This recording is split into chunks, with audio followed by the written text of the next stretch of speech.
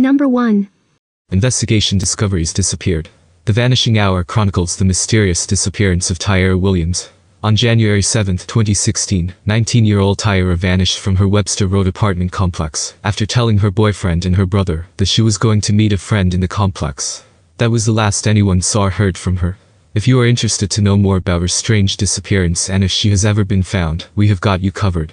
Tyra's parents split up when she was around the age of 7. From then on, Tyra was very close to her mom, Danielle, and her brother. Not much information is prevalent about her bond with her father. She had a vibrant social life in high school and wanted a career in working with children and people with disabilities. In her senior year of high school, Tyra moved out of her mother's house and went to live in her grandmother's apartment in the Stony Brook apartment complex off Webster Road. Recently, before her disappearance, Tyra enrolled herself in the Guilford Technical Community College. On January 7, 2016, she went to the college at around 8 a.m. to finalize her enrollment and get her student ID made. Later that evening, at 6 p.m., she went to her mother's house to help her take down Christmas decorations. She spent some time there until her little brother and her boyfriend, Aaron, showed up. At around 8 p.m., the trio went to Tyra's grandmother's house for dinner. Half an hour later, Tyra suddenly mentioned that she was going out to meet with a friend called Travis. No one in Tyra's family recognized this name when asked later. After Tyra went off to meet Travis, Aaron and her brother went back to his house to play video games. Strangely, Tyra was not heard from since then. Her phone's GPS showed that she made it to her friend's apartment but was shut off shortly afterward.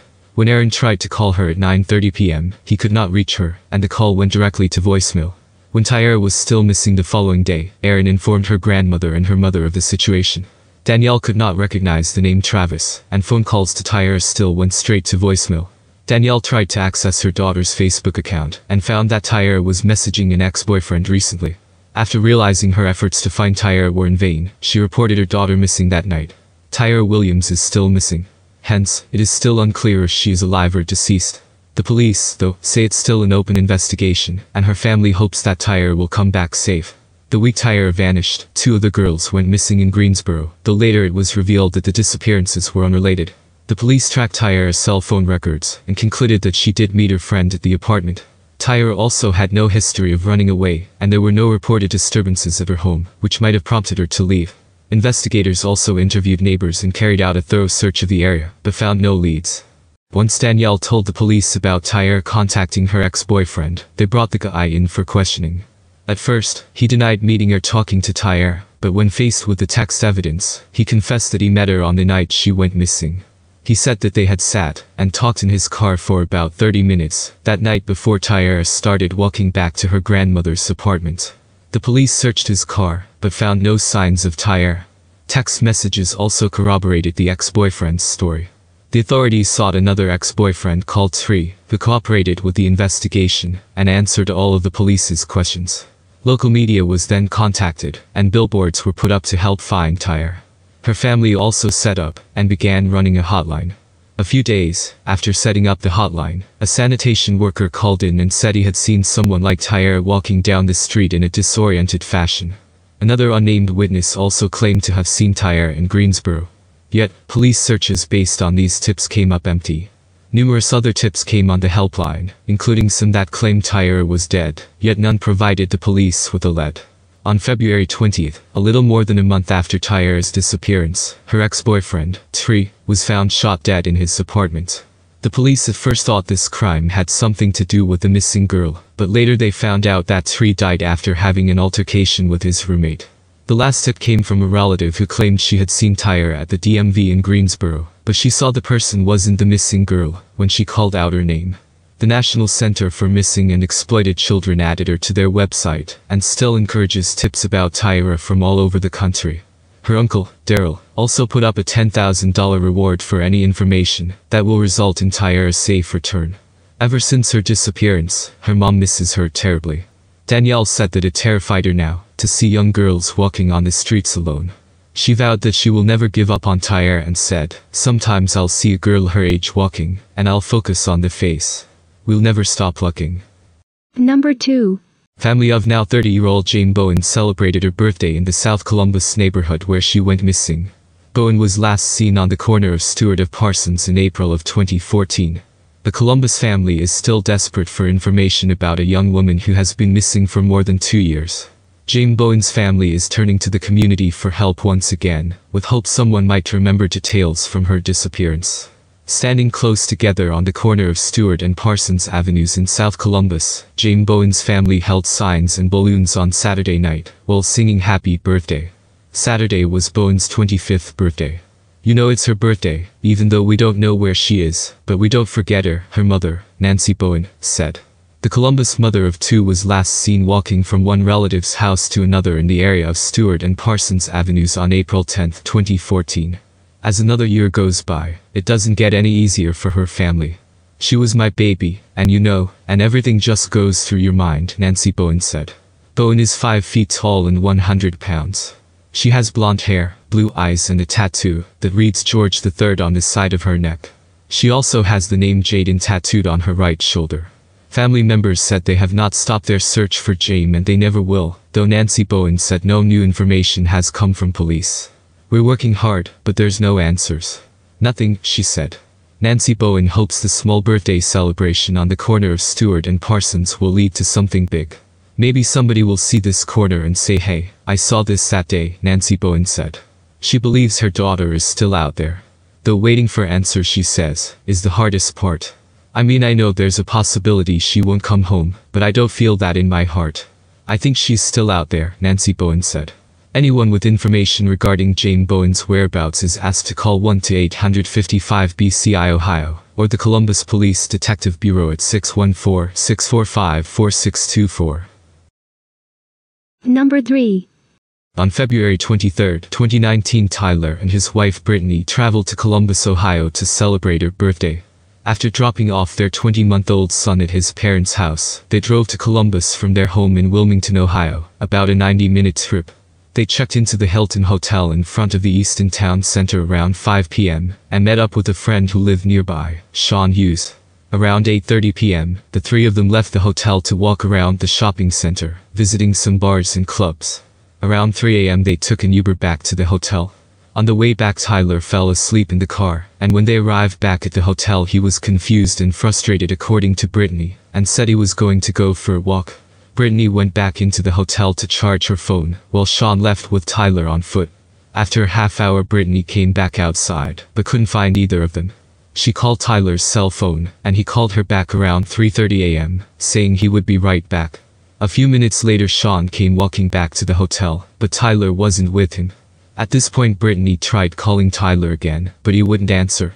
At approximately 4:10 a.m. Tyler called her back, telling her, "I see the hotel. I'm walking through the woods. I'll be right there." He hung up and called back immediately, but when Brittany answered she only heard 4 seconds of silence before the phone went dead. She called him back, but his phone was off and has been shut off ever since. At 4:30 a.m. their friend Sean, who lived about 10 minutes away from the hotel, decided to go home. Brittany went inside the hotel and started calling friends, asking for advice on what to do. Tyler never came back to the hotel, and hasn't been seen or heard from since. At 9:30 a.m. Brittany called Tyler's parents to let them know he hadn't come back. At 10:30 a.m. she reported Tyler missing to the Columbus Police Department.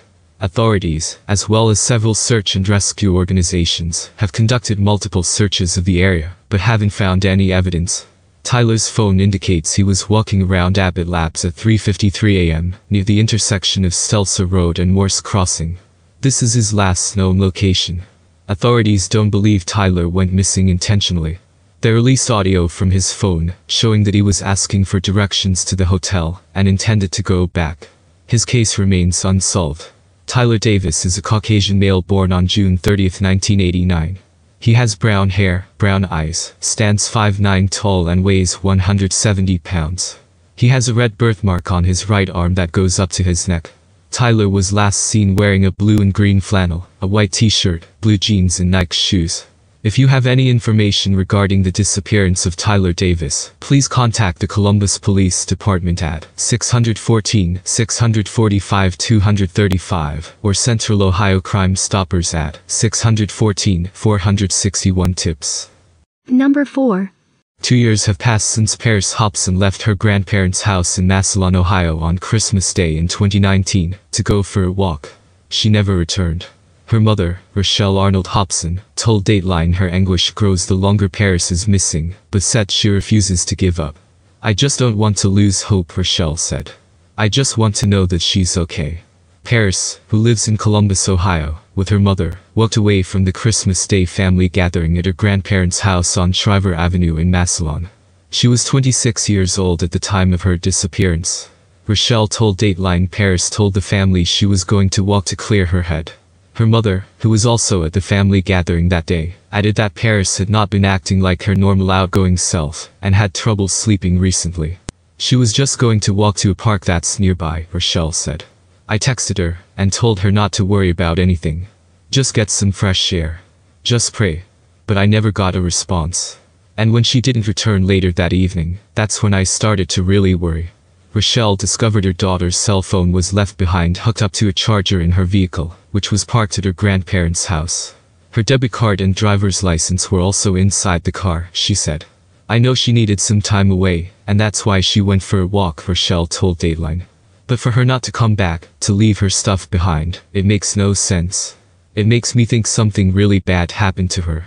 Massillon Police Department Detective Jason Golick told NBC affiliate WLWT they are continuing to investigate Paris's disappearance, but have not received many tips or leads recently. According to a press release from the Ohio Attorney General, authorities do not suspect foul play, but say they are concerned for Paris's safety. Searches by both law enforcement and the community have been conducted in the Massillon area, but no trace of Paris has been found. Rochelle told Dateline she was asked about her daughter's mental health, but assured them Paris did not have any mental health or drug issues.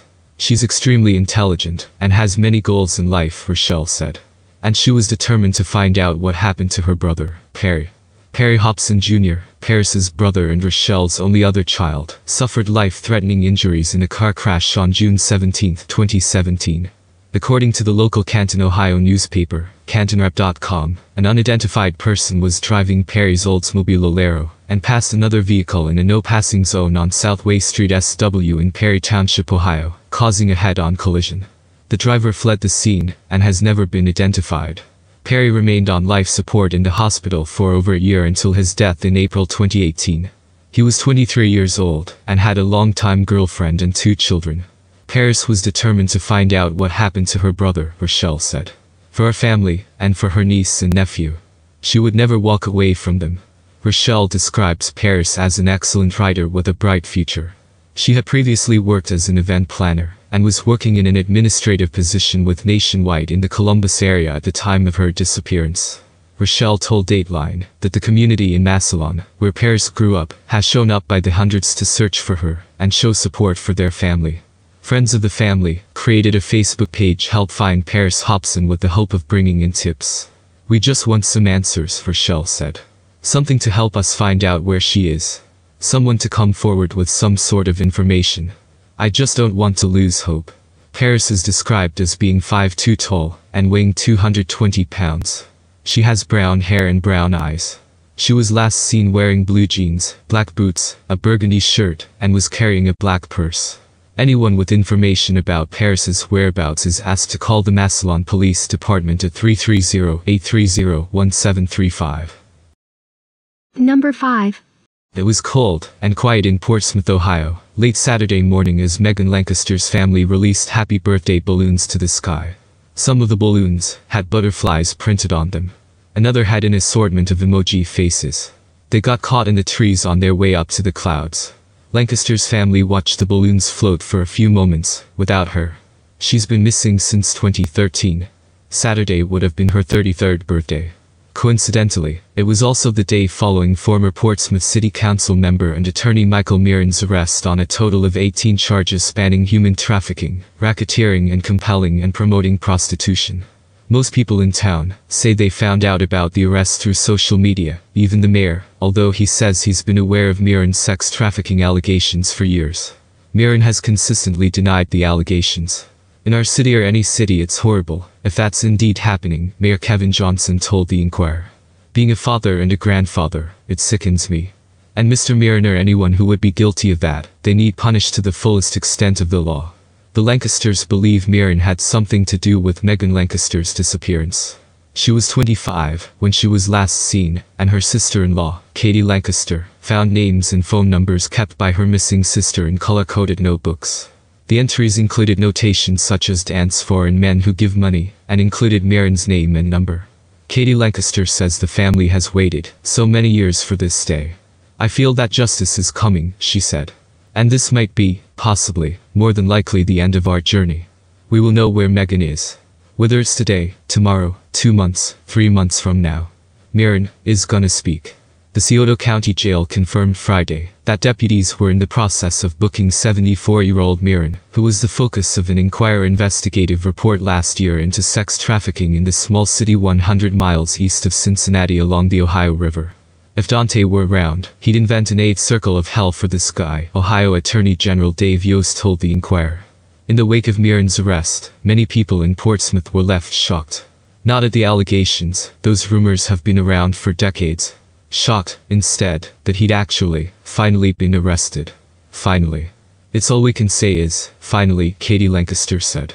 Lee Scott, owner of Portsmouth's The Columbia Music Arena, a live music venue, said Mirren is a smart guy and a good lawyer. If Mirren talks, Scott said, there's gonna be a lot of people get hurt. It's way overdue, he said. And it had to take people out of town to do it, because they weren't gonna do anything locally. Scott said he believes other local law enforcement personnel are involved in the sex trafficking ring, so they were not likely to ever investigate Mirren themselves. The city streets were sparsely populated on Saturday. A handful of people were seen riding bikes along downtown sidewalks. Others donned masks and strode inside Market Street Cafe for a bite to eat. On Murray Street, behind an abandoned house with the words "Step Right Up" and hookers painted on the door, sat a homeless man and woman, a grey pit bull mix at their feet chewing on a stick. The woman told the Inquirer that Mirren had represented her before. He didn't help her in a positive way, though. She said she does bad things at times, but it's different for Mirren. As an attorney, he was supposed to protect her, and all of the other girls that came through his door, she said. It's a long time coming, she said of his arrest. Heather Boots, 40, says she was trafficked by Mirren for at least 10 years, starting in her teens. She said everyone in the area knew about the conspiracy. You can stop at any house in this town, and they'll tell you, she said. When she saw Mirren had been arrested, Boots said her initial thought was, thank God. But since then, she's grown worried. She says she's scared every day that someone else involved will come for her. While she stood in her living room smoking a cigarette and wiping her cheeks, Boots said she never thought she'd see Mirren behind bars. I hope Mike Mirren never gets out, Boots said. Ever. Another sex trafficking victim who was involved with Mirren, who the Inquirer is not naming, also said she was fearful following his arrest. A lot of nervousness and fear kind of set in, she said. It's not so much about even Mike, you know. Also about the other men that may be involved in all of this. You know, they're going to want to protect themselves. And I'm just afraid of, really, the backlash. But she thinks it's ironic. The image of Mirren, a man she said has been, to a degree, untouchable over the years, sitting in jail over the weekend. He's put so many people in that position, she said. And with an ongoing investigation and potential trial, others involved in the conspiracy are bound to come out of the woodwork. The woman said she guarantees sex trafficking has continued in Portsmouth since she got out of it, likely up to the day he was arrested. This community's about to be rocked, she said. Mary Lawin, 30, says she engaged in sexual contact with her probation officer, Mark Malone, while on probation from a driving under the influence conviction at the age of 18. She was not shocked by Mirren's arrest, she told the Inquirer Sunday. I really feel it's about time that someone has stepped up and took a look into real-life problems in this world that involve human trafficking, she said. It doesn't discriminate by what kind of family you're from or what your profession may be. Men and women you'd never expect are involved in this life. To other victims of human trafficking, Lawin says, there is support, don't give up hope. Lawin is currently serving a 3-year sentence regarding theft and forgery convictions, according to jail records. Mirren is scheduled to appear before a Scioto County judge Monday at 1:30 p.m. for arraignment. He faces a total of 18 counts, all felonies. The charges surround alleged criminal activity that occurred between 2003 and 2018 involving 6 women, who are not named in the indictment. If convicted, he faces more than 70 years in prison. If there's definitely guilt there, then yes, he needs to pay for his crimes, Portsmouth Mayor Johnson said. But I can't say that he's guilty, you know, just like I can't say that he's not guilty. That's up to the jury. Others in town are not as neutral. I pray every day that not only Michael Mirren but the rest of the people that are trafficking our vulnerable women and children get what's coming to them, Katie Lancaster said. And I promise I will not stop, we will not stop. Our family will not give up. And I know the girls that have come forward are relentless, and they will not stop. Number 6. The woman has been arrested and charged with the murder of her missing roommate Talina Galloway after the 53-year-old's dismembered remains were found in a freezer in Arkansas last week, the Wagoner County Sheriff's Office in Oklahoma announced Friday. Authorities had been searching for Talina since April 17, 2020, when her roommate, Cor Bumelli, reported her missing from their Oklahoma home. Talina had allegedly posted to Facebook earlier that month stating she believed she had COVID-19, but would not go to the hospital. Her friends and family told Datelines Missing in America in May that the Facebook post was out of character, and that they did not believe Talina would just walk away without contacting anyone. At a press conference on Friday, Wagoner County Sheriff Chris Elliott said dismembered remains found in a freezer in a wooded area of Polk County, Arkansas, last week, had been identified as Talina Galloway. The manner of death was homicide. The freezer was discovered by a witness who had reported seeing a truck and white cargo trailer last summer, on June 8, 2020, driving into a secluded area that is adjacent to the Ouachita National Forest, south of Mena, Arkansas, the sheriff said. The witness was suspicious of the activity and walked into the area. When she caught up to the vehicle, she observed there was no one around, but smelled a foul odor coming from the trailer, and said there was a foul-smelling liquid pooled on the floor of the trailer. She obtained the tag information and contacted Polk County deputies. A deputy was dispatched to the area, but there was no contact made between the two, so the witness assumed the matter was resolved. On January 14, 2021, the same witness was walking in the woods when she came across a white box-top freezer with the lid taped shut. She stated there was a foul smell coming from the freezer. Again, she notified the Polk County authorities of her discovery and supplied the tag information from the vehicle she had previously documented months earlier. Sheriff Elliott said it was important to note that the tag number checked back to a missing woman in Wagoner County, Talina Galloway. Upon examination of the freezer, authorities discovered human remains which were sent to the Arkansas State Crime Lab for identification. On Thursday, Wagoner County District Attorney Jack Thorpe obtained an arrest warrant for Talina's roommate, Bumelli, who authorities said had been a prime suspect in the disappearance. Bumelli, who had been previously arrested for obstructing the investigation and destroying evidence in the case, was out on bond and located living in Wisconsin. She was arrested in Dane County, Wisconsin on Thursday, where she will remain until she is brought to Oklahoma to face charges of first-degree murder and desecration of a human corpse. Sheriff Elliott stated that they are glad they are bringing closure to this case, but that it is still active, and urged anyone with information to call the Wagoner County Sheriff's Office. Our hearts go out to the family of Talina Galloway, Sheriff Elliott said. They are certainly in our prayers. Nicole Belenfant-Carr told Dateline she felt in her heart that her good friend Talina was gone, but has never given up in her fight for justice. I knew we would get frustrated, Nicole said. But today is the day. Justice won. Anyone with information about Talina Galloway's case is urged to call the Wagoner County Sheriff's Office at 918-485-3124. Number 7. It's been nearly a year since Faith Lindsay went missing from Pauls Valley. The 17-year-old, presumed murdered by her boyfriend, Tanner Washington, although her body has yet to be found. Faith's sister, Justice, said not having that closure of knowing what happened has left her haunted. It's a hard time, because not knowing where she's at, not knowing if she's still here, or if she's gone, said Justice. We don't know. Justice said the family did not agree with the teen's relationship with Washington, even before the alleged abuse started. We tried to get her away from him, said Justice. She was so young.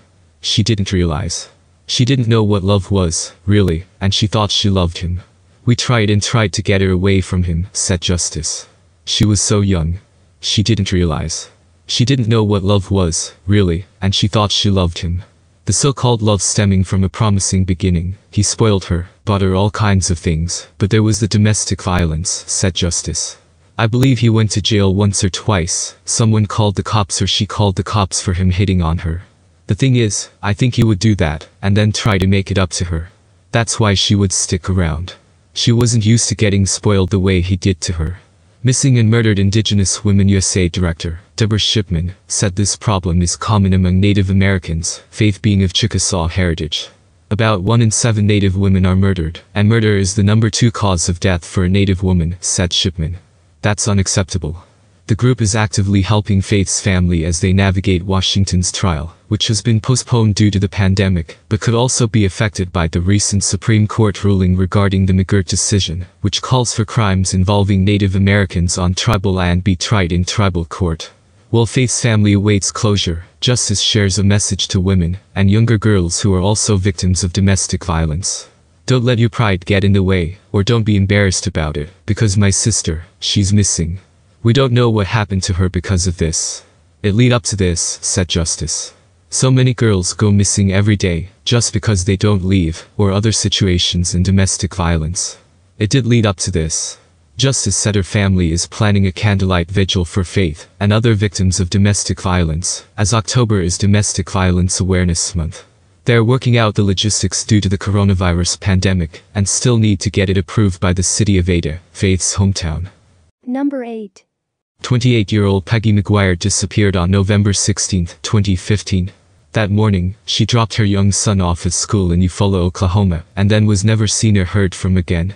The next morning, in the midst of a violent storm, surveillance footage captured Peggy's car being driven into the parking lot of T&J's Ice House, a rural bar located 10 miles away from her home. An unidentified man was captured getting out of the driver's seat of her car and walking away. The car was later found abandoned. Peggy's family members were certain that Peggy hadn't driven there herself, even before the surveillance footage was discovered. According to Peggy's mother, Peggy did not drink and had no reason to go to the bar. Additionally, when police searched the home that Peggy shared with her son's father Thomas Ryan McIntosh, they found blood on the couch on their back porch. They also found bloodstains on a leather glove found in McIntosh's truck. Despite this, McIntosh was not arrested, nor was he named as a suspect in Peggy's disappearance. Investigators apparently submitted the blood samples for forensic testing, but the results of those tests have yet to be revealed. 2 months after Peggy vanished, her mother sued for visitation rights for her grandson. McIntosh filed for paternity rights and said that he did not want Peggy's mother to see the child. The documents filed by Peggy's mother state that she had not seen her grandson since Peggy's disappearance, and she feared for his safety. Additionally, the documents state that Peggy's mother believes that her daughter is deceased. Peggy's son was eventually removed from McIntosh's custody and put into foster care. Peggy remains missing today. There is currently a $150,000 reward in place for any information about her whereabouts. If you have any information that could help the investigation, please call the Osby hotline at 1-800-522-8017. Number 9. An investigation remains ongoing in the disappearance of an Alva man who has not been heard from in 3 weeks. Last week, the Alva Police Department requested the Oklahoma State Bureau of Investigation open a full investigation into the disappearance of 40-year-old Travis Murrow. We wouldn't have taken it, probably, as a full investigation did we not believe that foul play could be involved, Osby Public Information Officer Jessica Brown said. Agents flew over some areas last week, searching for Murrow. Brown said more flights could be in the future, if needed. While she could not be specific about the search for Murrow, Brown said agents search for individuals in a number of ways, including going to areas the individual was last known to be, and checking to see if credit cards have been used. Now, I think a lot of those have already been done by law enforcement prior to us getting this, but we will continue doing that, she said. Alva Police Department Officer Patrick Hawley previously said he had pinged Murrow's cell phone before the phone was turned off. The phone had shown up at some locations in Fairview, but when police checked those locations, there were no leads, he said. Murrow's vehicle was located in Dewey County. It was locked up, Hawley said earlier this month. Family members have continued to search for Murrow, according to his ex-wife Christy Murrow. We searched out by where the vehicle was found, and didn't turn up anything, she said. Christy Murrow said Travis Murrow usually stays in contact with his children. We just want him back home. The kids need him, his mother needs him, she said. To report information about Travis Murrow's whereabouts, call the Osby at 800-522-8017. Number 10. This past week has been a sad reminder for a Norman family still searching for answers, 18 years after a loved one went missing. Glenda Peterson lived in Oklahoma City and had 4 children when she disappeared on July 4, 1997. Peterson and her youngest daughter were leaving a 4th of July celebration at Lake Thunderbird. Her family said for some reason, Peterson handed over her purse and her boots to her daughter. She then climbed into a dark pickup truck with a strange man with a mustache, and then rode away. Peterson's never been heard from since. Saturday at Norman's Andrews Park, several of Peterson's family members gathered to release blue balloons in her memory. Blue was Peterson's favorite color. Brandy Morton is a niece who has spearheaded efforts over the past few years to bring attention to her and Glenda's disappearance. People don't just vanish. Somebody knows something. And we want her home, she said. Morton said the family has been heartened by the efforts of Norman Police Detective Clay Boland to generate leads. He has some new information over the past couple years that has been helpful, said Morton. And he can't release much to us, but there have been tips, there have been leads. Anyone with information is asked to call Detective Boland at 405-217-7774.